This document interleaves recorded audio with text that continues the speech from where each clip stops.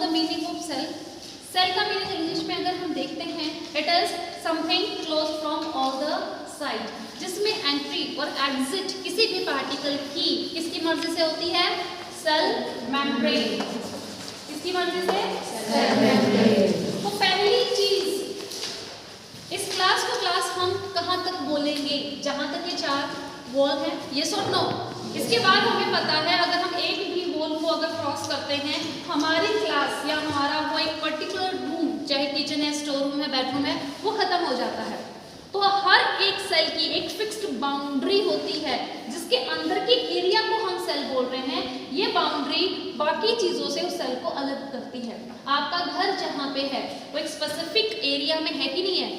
उस घर के आके आप उस एरिया को, जो गली स्टार्ट होती है, किसी दूसरे का घर है, उसमें आपका कब्जा नहीं है, उस पर आप अपनी मनमर्जी नहीं चला सकते हो। तो सेल को जो सराउंडिंग से अलग करती है वो चीज क्या होती है? Cell membrane. और इसके अंदर का जो एरिया है उसी को ही हम क्या बोल रहे हैं? सेल। सेल मेम्ब्रेन को हम दो और नाम से जानते हैं, plasma membrane and semi permeable membrane. Semi permeable, semi का मतलब होता है हाफ, परमिएबल का मतलब होता है परमिशन देना। हर चीज को ये जो मेम्ब्रेन है अंदर जाने के लिए, या कोई भी चीज इसको इतनी आसानी से छोड़ के नहीं जा सकती है। सेमी का मतलब मैंने क्या बताया?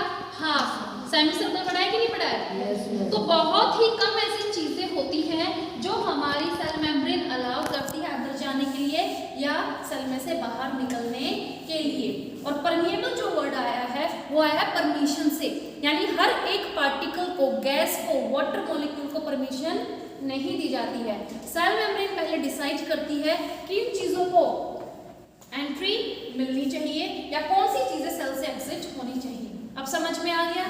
ये क्वेश्चन भी है एनसीईआरटी में। व्हाई प्लाज्मा मेम्ब्रेन और cell membrane is known as semi permeable membrane? Because it is responsible to select the things to enter or to exit from the cell. Only few of the substances are getting entered or exiting from the cell. So who is deciding? जैसे इस room में आने के लिए हमारे पास क्या है? Door. ऐसे ही सेल के अंदर और बाहर एग्जिट करने की रिस्पॉन्सिबिलिटी किसकी होती है? Cell membrane. ये किस किस से बनी होती है? प्रोटीन। ये भी चीज आपके एनसीईआरटी में है, प्लस लिपिड्स, लिपिड्स। तो जैसे हमारे डोर में 2 पार्टीशंस हैं, ऐसे ही 2 टाइप के ये जो बड़े बड़े मॉलिक्यूल हैं हमारे सेल मेम्ब्रेन को बनाते हैं। Got it? फिर आता है सेल वॉल।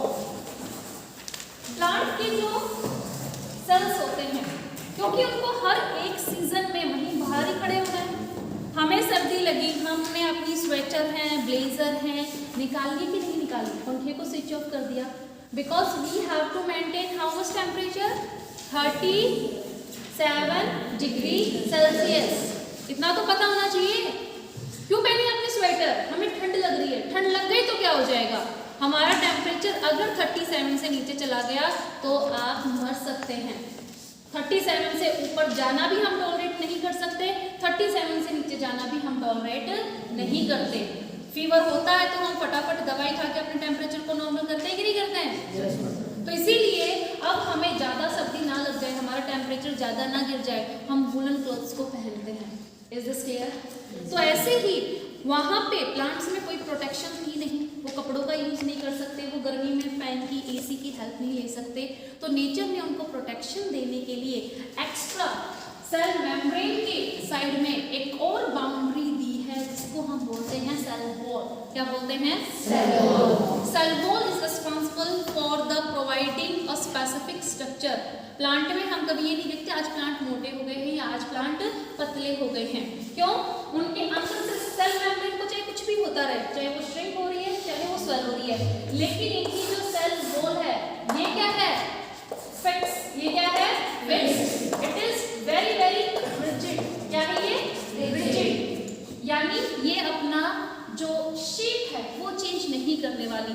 सेल को कुछ भी होता रहे, ठीक है, चाहे वो पानी को लूज कर रहा है या वाटर को गेन कर रहा है, लेकिन प्लांट हमें वैसा ही हेल्थ में, हाइट में, डायामीटर में दिखता है कि नहीं दिखता है? It is just because of cell wall. इतना क्लियर हुआ सबको? सेल मेम्ब्रेन और सेल वॉल में डिफरेंस क्या है? सेल वॉल किससे बनी हुई है? सेल्यूलोज। किससे? सेल्यूलोज। ये आपने टिश्यूज में भी पढ़ा था। सेल्यूलोज क्या होता है, पैक्टिन क्या होता है, लिग्निन क्या होता है, ये मैंने सारी चीजें कराई थी। लिग्निन कहाँ होता है? स्क्लेरेन्काइमा में। वो मूंगफली का जो छिलका है, वो कोकोनट का जो बाहर का मटेरियल है, कितना हार्ड क्यों है? गवावा की अगर आप पीलिंग देखेंगे, बनाना का अगर आप कवर देखेंगे, वो तो इतना हार्ड नहीं है। तो कोकोनट को हार्ड किसने बनाया? And do not forget that hard covering of coconut again made up of sclerenchymatous tissue. सब कुछ एनसीईआरटी में एज इट इज दे रखा है। और स्क्लेरेन्काइमेटस टिश्यू में जो सेल वॉल होती है उसमें क्या होता है? लिग्निन। क्या होता है उसमें? लिग्निन। और लिग्निन की प्रेजेंस के कारण ही वो इतनी हार्ड होती है। Is this clear? उसके बाद एक कंसेप्ट आता है डिफ्यूजन का, and the second one is osmosis. अभी बेटा हमने क्या किया कि सेल मेम्ब्रेन चीजों की एंट्री और एग्जिट कराती है। सेकंड क्या है कि कौन सा प्रोसेस लगता है? डिफ्यूजन किसके लिए लगता है? Gaseous and solid particles. बहुत इजी सा एग्जांपल है, हम एक जगह अगर डिओड्रेंट है, परफ्यूम है, स्प्रे करते हैं, पूरे रूम में उसकी जो फ्रेगनेंस होती है स्प्रेड होती है कि नहीं होती है? मम्मा किचन में चाहे कुछ भी कुक कर रही हो, हम घर में कहीं पे भी बैठे हो, वो जो उसकी डिश की फ्रेगनेंस है हम तक आती है कि नहीं आती है? यस। तो ये क्या होता है? हायर कॉन्सेंट्रेशन पे अगर कोई गैस कहीं पे भी है और दूसरी जगह उसकी अगर कमी है, लो कंसंट्रेशन है, तो गैस अपने आप अपने हाई रीजन से निकलते लो रीजन में पहुंचने लगती है। ये नेचुरल प्रोसेस है, हम इसको स्टॉप नहीं कर सकते। आपने चिमनीज को देखा होगा, गाड़ी से निकलते हुए धुएं को देखा होगा, वो इतना देर तो दिखता है, लेकिन उसके बाद वो धुआं है और चिमनी से निकलने वाली जो स्मोक है, क्या आपको दिखाई देगी? क्योंकि वो स्मोक आसपास की एयर में क्या हो चुकी है? डिफ्यूज। Is this clear? तो ये नेचुरल प्रोसेस है। What is the correct definition? The movement of gaseous particle from higher concentration lower concentration. Same is the definition of osmosis बेटा, लेकिन यहाँ पे एक चीज लगेगी अगेन, और गैसियस सॉलिड की जगह यहाँ पे आ जाएगा वाटर। क्या आ जाएगा? Water. Again we are having this question in NCERT कि वाटर और कार्बन डाइऑक्साइड जैसी चीज ट्रांसपोर्ट कैसे होती है। कार्बन डाइऑक्साइड या गैस के लिए आप क्या लिखोगे? डिफ्यूजन के प्रोसेस से, और अगर वाटर आता है तो वाटर ऑस्मोसिस। सो ऑस्मोसिस की definition, movement of water from higher to lower concentration through semi permeable membrane. तो वाटर खुद ब खुद निकल के जहां ज्यादा होता है वहां से वो निकलेगा और ऐसी जगह पहुंच जाता है जहां उसकी कमी होती है। Got it? लेकिन अगर हम दो बकेट रखेंगे, प्लास्टिक की दो बकेट हैं, एक में पानी एडजस्ट करके फिल कर रखा है, दूसरे में हाफ है, और दोनों को हम क्लोज कॉन्टेक्ट में रख देते हैं, तो क्या ऑस्मोसिस हो जाएगी? थोड़ी देर बाद क्या उनका जो लेवल है इक्वल मिलेगा? Because that bucket are made up of plastic, उसमें कभी ऑस्मोसिस नहीं होगी। लेकिन जैसे ही आप किशमिश को उठा के पानी की कटोरी में डालते हैं तो थोड़ी देर बाद उस वाला होगी कि नहीं होगी? अब उसके अंदर पानी कैसे गया? क्योंकि किशमिश क्या है? Plant cell. क्या है? Plant cell. आगे बात समझ में? तो उसमें क्या था? वाटर कम था कि ज्यादा था? किशमिश सूखी हुई थी पहले हमारे पास, तो वाटर क्या था? हाई कॉन्सेंट्रेशन में कि लो कॉन्सेंट्रेशन में? और जब एनवायरमेंट में हमने उस बाउल में या कटोरी में उनको डाला तो बाहर पानी क्या था? ज्यादा। तो एनवायरमेंट से, उस कटोरी में से जो पानी था वो कहाँ चला गया? रेजिन्स के या किशमिश के अंदर। और ऐसी ऑस्मोसिस में जब सेल के अंदर पानी जाता है, सेल के अंदर वाटर जा रहा है, तो उसको हम क्या बोलते हैं? Endosmosis. Endo. Got it? Water कहाँ से? बाहर से सेल के अंदर गया है। अब दूसरा जो प्रोसेस जो मैंने सैलेड का आपको एग्जांपल दिया था, अगर आपके पास टमाटर हैं, कुकुम्बर हैं, जैसे ही आप नमक उसके ऊपर डालते हैं, हमारी जो सैलेड ट्रे है उसमें नमक के साथ साथ पानी इकट्ठा होता है कि नहीं होता है? कहाँ से आया वो पानी?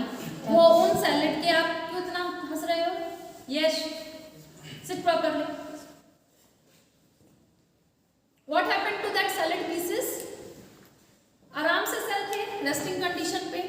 लेकिन जैसे ही हमने नमक डाला सेल ने कंपेयर करना स्टार्ट कर दिया। सराउंडिंग में हमने मीडियम कैसा बना दिया, हाइपरटोनिक। कैसा मीडियम बना दिया हमने, हाइपरटोनिक मीडियम। क्या होता है, जहां पे सोल्यूट क्या होता है, ज्यादा। तीन टाइप की सॉल्यूशन है। हाइपो में सॉल्यूट क्या होगा, कम, सॉल्वेंट ज्यादा। हाइपर सॉल्यूशन में सॉल्यूट क्या होगा, ज्यादा, यानी इसमें नमक ज्यादा है।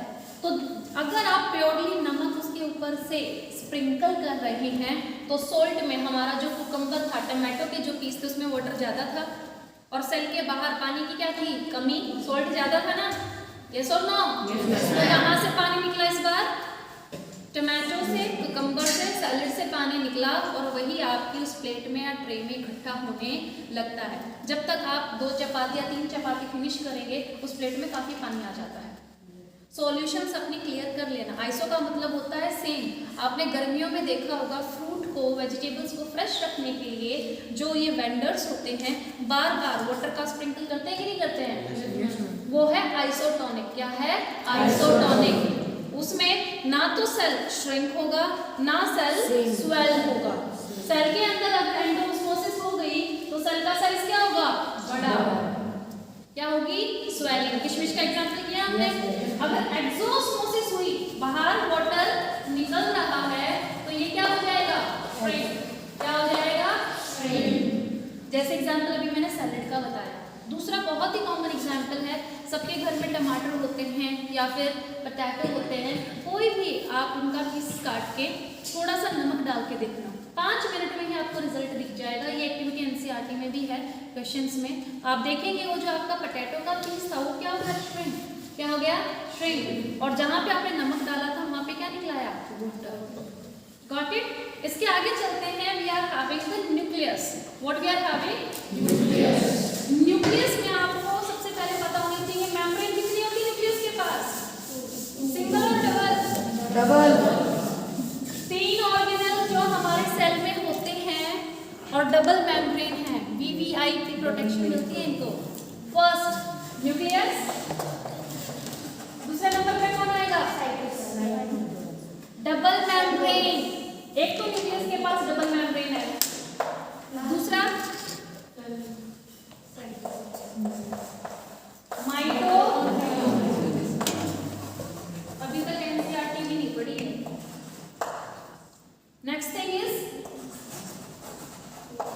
क्लोरोप्लास्ट, या कोई भी प्लास्टिड उठाइए। मैंने ये क्लोरोप्लास्ट का एक सिंपल टाइप लिखा है, प्लास्टिड्स। समझ में आ गया। इन तीनों को याद कर लेना, because these 3 things inside a cell are having double membrane. बाकी सबके पास सिंगल मेम्ब्रेन रहती है और इन 2 के पास, माइटोकॉन्ड्रिया, प्लास्टिड के पास खुद का डीएनए और खुद के राइबोसोम्स होते हैं। Got it. इसलिए ये राइबोसोम्स की हेल्प से प्रोटीन खुद बनाते हैं। क्या बनाते हैं, प्रोटीन। दोनों में सिमिलैरिटी है। माइटोकॉन्ड्रिया सेल से निकाल देंगे, एटीपी कहाँ बनेगी, एटीपी क्या होता है, एनर्जी। क्या होता है, एनर्जी। किससे बन के मिलती है, glucose and, very nice. Now this is the loss of the students those who haven't attended online classes. So many times I have told you, क्यों आपका नोस्ट्रल बंद करते ही 2 मिनट के लिए आप डेड कंडीशन में हो जाते हो। Why you are likely to die if there is no supply of oxygen? Oxygen हमारे एक सेल को, ट्रिलियंस ऑफ सेल्स को चाहिए होती है। And I am not going to repeat the topic. Online class इन्होंने अटेंड कर रखी है, several times I have repeated. ATP बनती कैसे है, गॉट इट। एटीपी बनेगी लेकिन उसके साथ साथ क्या बनता है, कार्बन डाइऑक्साइड, कार्बन डाइऑक्साइड। और वो कार्बन डाइऑक्साइड हमारे लिए पॉइजनस होता है, इसलिए हम कंटिन्यूसली कार्बन डाइऑक्साइड को रिलीज करते रहते हैं, ऑक्सीजन को लेते रहते हैं। Is this clear. Mitochondria is known as powerhouse of the cell. तो 3 बात आपको पता होनी चाहिए, डबल मेम्ब्रेन है, इसके पास खुद का डीएनए है, इसके पास खुद के राइबोसोम है, इसलिए ये अपने खुद के प्रोटीन बना सकता है। प्रोटीन फैक्ट्री एक सेल में कौन होता है, RER। बाकी सबके लिए प्रोटीन कौन बनाता है, RER। और SCR क्या बनाता है? क्या बनाता है SCR? फैट और you can say lipids. Got it? SER और RER हमेशा न्यूक्लियस के साथ रहते हैं। कहाँ रहते हैं? न्यूक्लियस के साथ। Look at here. If there is a nucleus, this is not a cell, this is nucleus. यहीं पे ही आपको ये ऐसे पैरेलल स्ट्रक्चर्स देखने को मिल जाएंगे। इन्हीं को ही हम SCR और RER बोलते हैं। SER is what factory? Lipid factory. Lipid factory. RER SER में डिफरेंस ऑफ राइबोसोम का होता है। इसके ऊपर राइबोसोम होते हैं जो इसको रफ बना देते हैं। क्या बना देते हैं? रफ। और जहां राइबोसोम होंगे वहां क्या बनेगा? प्रोटीन। इसीलिए R को कौन सी फैक्ट्री कहते हैं? Protein factory. Got it? अगर हम RER से सारे राइबोसोम को छीन लेते हैं तो वो प्रोटीन कभी नहीं बना सकता, क्योंकि प्रोटीन बनाने के लिए हमें क्या चाहिए? राइबोसोम्स। फिर आता है गोल्जी अपरेटस। गोल्जी अपरेटस में 4 मेजर काम होते हैं। सबसे पहला काम होता है लाइसोसोम। जो सुसाइडल बैग होते हैं, लाइसोसोम को बनाने का काम कौन करता है? Golgi apparatus. Second, simple sugar को कॉम्प्लेक्स में कन्वर्ट करने का काम कौन करता है? Golgi apparatus. सेकंड, प्रोटीन जो RER ने बना दी उनकी स्टोरिंग मॉडिफिकेशन वहां पे होती है। And the fourth one is packaging. Got it? एक प्रोटीन के पार्ट्स को चेंज करके उसी से ही हम हार्मोन बनाते हैं, एंजाइम्स बनाते हैं। यानी एक रफ सा स्ट्रक्चर RER ने बना के गोल्जी अपरेटस को दे दिया। गोल्जी अपरेटस उसकी फिनिशिंग करता है। Got it? गोल्जी अपरेटस के बाद आता है लाइसोसोम। लाइसोसोम में होती है एंजाइम्स। क्या होती हैं? जिसको RER बनाते हैं। यस, बताइए क्या पूछ रहे थे बच्चे को? मैं बता रही थी एंजाइम को RER बनाता है। मैं पहले एंजाइम समझा देती हूँ, सुनिए। सेल में हमेशा, जैसे हमने ATP का भी जिक्र किया था, ना जाने कितने केमिकल रिएक्शन चलते रहते हैं। 4-5 तो बेटा अभी हमने पढ़ लिए। प्रोटीन का बनना क्या है? Chemical reaction. लिपिड्स का बनना। Then we have talked about synthesis of ATP। 3 reaction तो अभी हमने कर लिए कि नहीं कर लिए? लेकिन बेटा लेबोरेटरी में जब हम रिएक्शन करते हैं किसी भी 2 सॉल्यूशन को या सॉल्ट में आपस में मिक्स करने का काम हम मैनुअली करते हैं कि नहीं करते हैं? एक रिएजेंट सॉल्यूशन वहाँ है, दूसरा लैब के दूसरे कोने में है, क्या आपस में रिएक्शन हो जाएंगे? हो जाएंगे कि नहीं होंगे? लेकिन कभी आपने ये नहीं सोचा सेल में जो केमिकल रिएक्शंस होते हैं इनके लिए रिएक्टेंट को पकड़ के कौन लेके आता है? सेल में जो भी काम होता है वो करते हैं छोटे छोटे प्रोटीन्स, और इन प्रोटीन्स को हम बोलते हैं एंजाइम्स। क्या बोलते हैं? So enzymes are just like a labour. जैसे एक अगर बिल्डिंग बन रही होती है वहाँ पे लेबर्स होते हैं कि नहीं होता है? हर लेबर का अपना काम होता है। बिल्डिंग के लिए मटेरियल अगर आपको कोई अवेलेबल करा देता है, मैप भी दे देता है कि हाँ भाई वो हॉस्पिटल ऐसा बनना है, इतना मल्टी स्टोरी बिल्डिंग बनानी है, आपको रेडी करनी है, इतने रूम्स होंगे, इतने फ्लोर्स होंगे, साइज भी आपको बता देते हैं, लेकिन आप उसको रेडी नहीं कर पाओगे, आपके पास वर्कर नहीं है। Can you make a hospital alone? Can you? We can't. समझ में आ गया? तो ऐसे ही सेल में काम करने के लिए प्रोटीन होते हैं, और वो प्रोटीन लिविंग होते हैं, उनको पता है कि कहाँ किसको उठा के रिएक्ट कराना है। अब ऐसी चीजों को हम क्या बोलते हैं? क्या बोलते हैं? तो ये एंजाइम्स अभी मैंने बार बार बताया बेसिकली क्या होती हैं? प्रोटीन। Got it? तो यही एंजाइम्स इसमें होती हैं, बहुत ही खास एंजाइम्स होती हैं हमारे लाइसोसोम में। यानी कुछ भी ऑर्गेनिक उसको दिखाई देता है, लाइसोसोम उसको अपने वेक्टर के अंदर पेनिट्रेट कराता है और उसको वहीं पे ही डिस्ट्रॉय करा देता है। किसकी हेल्प से? एंजाइम्स। यानी मान लीजिए कोई एक इतना बड़ा मॉलिक्यूल आ गया, कोई केमिकल था और ये ऑर्गेनिक था। ऑर्गेनिक का मतलब है it is made from carbon, hydrogen, oxygen. Got it? ये कोई ग्लास नहीं, लेड नहीं होनी चाहिए, कोई केमिकल नहीं होना चाहिए। अब यहाँ पे एंजाइम्स क्या करते हैं बेटा? इनके बीच के जो बॉन्ड्स है उनको तोड़ देती हैं। क्या तोड़ दिए? बॉन्ड। तो ये डिग्रेड हो गया कि नहीं हो गया? यस और नो? Yes ma'am. एक सिंपल सा स्ट्रक्चर देखिए, ये मॉलिक्यूल सेल में एंटर कर गया। अभी तो मैंने 3 बनाए हैं। It could be 3000, it could be 30,000, इतना बड़ा मॉलिक्यूल हमारे सेल में घुसा है। ये किसके पास जाएगा? लाइसोसोम। लाइसोसोम की जो एंजाइम्स है they will be behaving like a seizure, और यहाँ से इनको एक एक छोटी छोटी यूनिट में ब्रेक कर देंगे। तो आपका जो मॉलिक्यूल था, ऑर्गेनिक सब्सटेंस था, वो टूटा कि नहीं टूटा? तो इसीलिए सेल पे उसका जो हार्मफुल इफेक्ट था वो होने से बच जाता है। लाइसोसोम को हम क्या बोलते हैं? Suicidal barrier. अगर एक सेल में प्रॉब्लम आ जाती है, सेल खुद रप्चर हो गया, प्लाज्मा मेम्ब्रेन उसकी बर्स्ट हो गई है, तो जितने भी ऑर्गेनेल थे वो कौन डिस्ट्रॉय करता है? लाइसोसोम। सेल टूटा तो लाइसोसोम भी क्या होगा? ब्रेक हो जाएगा। लाइसोसोम ब्रेक हुआ तो क्या निकलेंगी? एंजाइम्स, और एंजाइम उस टूटे हुए सेल को, जो अभी मरा हुआ सेल था, उसको खुद ही डिग्रेड करके उस एरिया को साफ कर देती है। समझ में आई story? So that is why these are known as suicidal. इसके अंदर कोई एक बार चला गया तो फिर ये एंजाइम्स उसको नहीं छोड़ती हैं। कितने सारे सेल हर मिनट हमारी बॉडी में मर रहे होते हैं। I have given you example also. हर एक मिनट में 6 करोड़ आरबीसी हमेशा के लिए मर जाते हैं। 1 मिनट का टाइम क्या होता है? और मैं सिर्फ आपकी बॉडी में से ट्रिलियंस ऑफ सेल में से सिर्फ एक सेल की बात कर रही हूँ, आरबीसी। Got it? और 6 करोड़ सेल हमारी बॉडी बना के फिर से हमारे ब्लड में से डाल देती है। तो आपने कभी ये नहीं सोचा मरे हुए सेल्स का होता क्या है? हम अगर स्किन पे ऐसे से बार बार कर रहे हैं तो आप ना जाने कितने सारे सेल्स को नीचे गिरा चुके हो। आपके बेड से अगर सैंपल लिया जाए तो वहां पे ना जाने आपके कितने सेल्स मिल जाएंगे। Is this clear? Is this clear? तो बॉडी में अगर कोई सेल को हार्मफुल कंडीशंस में डिस्ट्रॉय होना पड़ता है तो उसकी क्लीनिंग का भी काम कौन करता है? Lysosome. That is why lysosomes are known as suicidal barrier. बनाया किसने? गोल्जी एपरेटस ने। गोल्जी एपरेटस के फंक्शन कर लिया हमने।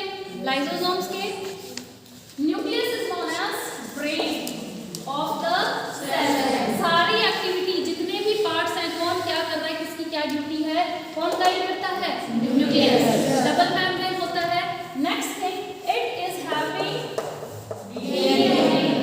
डीएनए काफी बड़ा होता है और इसीलिए ये एक हाईली कॉइल्ड फॉर्म में उलझा हुआ एक थ्रेड लाइक दिखता है, जिसको हम कुछ ऐसा सेल में देखते हैं। ये थ्रेड लाइक स्ट्रक्चर क्या होता है? टोटल रो और बस करो क्लास अटेंड। क्रोमैटिन, और क्रोमैटिन डीएनए से बना है, डीएनए जीन से बना है, और जीन्स हेरिडिटी की ये वही जीन्स हैं जो पेरेंट्स से ऑफस्प्रिंग में पास होते हैं नेक्स्ट जनरेशन में। इसकी हेल्प से, डीएनए की हेल्प से। Is this clear? और रही बात क्रोमोसोम की, मैंने ऑनलाइन क्लास में क्रोमैटिन, डीएनए, जीन्स, क्रोमोसोम एक एक वर्ड को एक्सप्लेन किया था डायग्राम दिखा के। ये क्रोमैटिन और थ्रेड लाइक स्ट्रक्चर जब तक पड़ा रहेगा सेल में, जब तक सेल डिवीजन नहीं करता है। जैसे ही सेल माइटोसिस मियोसिस करना चाहेगा, ये जो थ्रेड लाइक मटेरियल था बहुत ज्यादा और भी कंडेंस हो जाता है और इसी से ही वाई शेप स्ट्रक्चर या रिबन शेप स्ट्रक्चर बनते हैं, जिसको हम बोलते हैं chromosome. So who is more complex, chromosome or chromatin? It is chromosome. Chromosome को खोलेंगे तो ये थ्रेड लाइक स्ट्रक्चर मिलेगा, जिसको हम क्या बोलते हैं? क्रोमैटिन। इसको खोलेंगे तो डबल स्ट्रैंडेड डीएनए मिलेगा और इसको देखेंगे तो लास्ट यूनिट हमें मिलेगी जीन। अब समझ में आया? ठीक है। तो जब तक सेल रेस्ट पे है, माइटोसिस नहीं कर रहा है, उसके न्यूक्लियस में क्या दिखेगा? क्रोमैटिन। क्या दिखेगा? क्रोमैटिन। सेल जब डिवाइड करने जा रहा है तो यही क्रोमैटिन 46 क्रोमोसोम में अपने आप को अरेंज कर लेता है। बंटवारा करना है भाई, अगर बंटवारा करना है तो हम इस धागे से, जो उलझा हुआ धागा है, उसका बंटवारा कैसे करेंगे? डॉटर सेल में क्या डालेंगे? इसीलिए इसे क्या बन जाते हैं? Chromosomes. Got it? After that we are having a topic of plastid. Plant में सिर्फ प्लास्टिड पाए जाते हैं, एनिमल में प्लास्टिड्स नहीं पाए जाते हैं।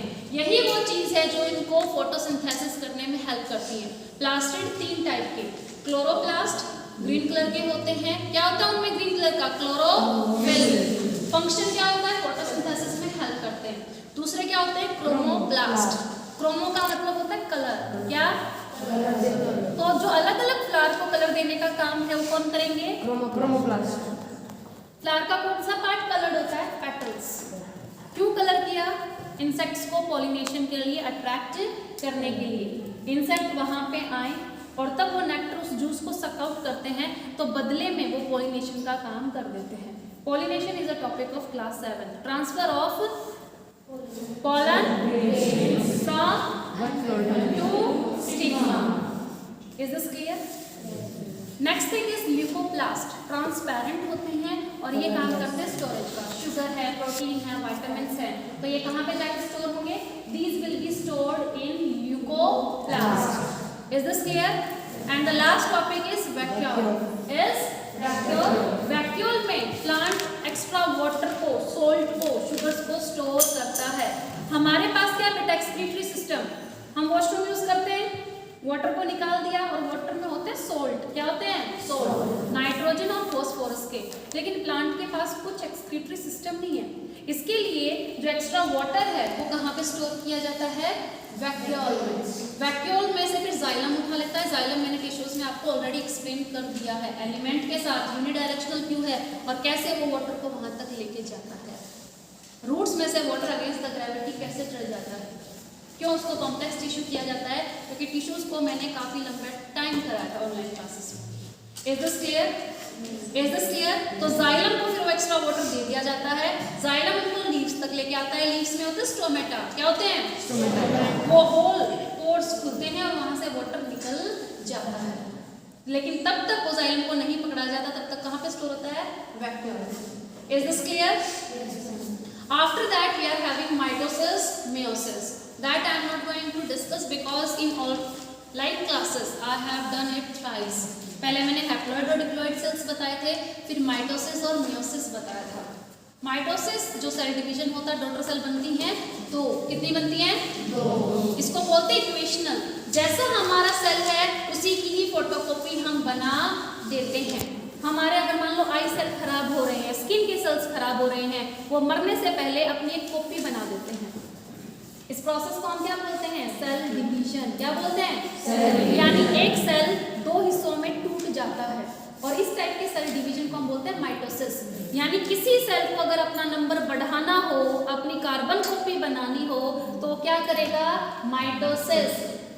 वो आपकी बॉडी जब आप 1 महीने के थे और अभी आपकी जो बॉडी है, सेल किसमें ज्यादा है? अभी या जब आप 1 महीने के थे? इतने सेल आए कहाँ से?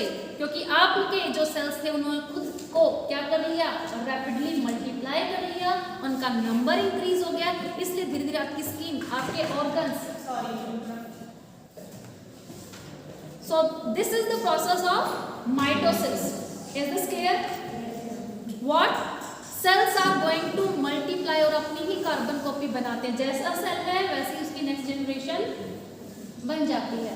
Is this clear? Is this clear?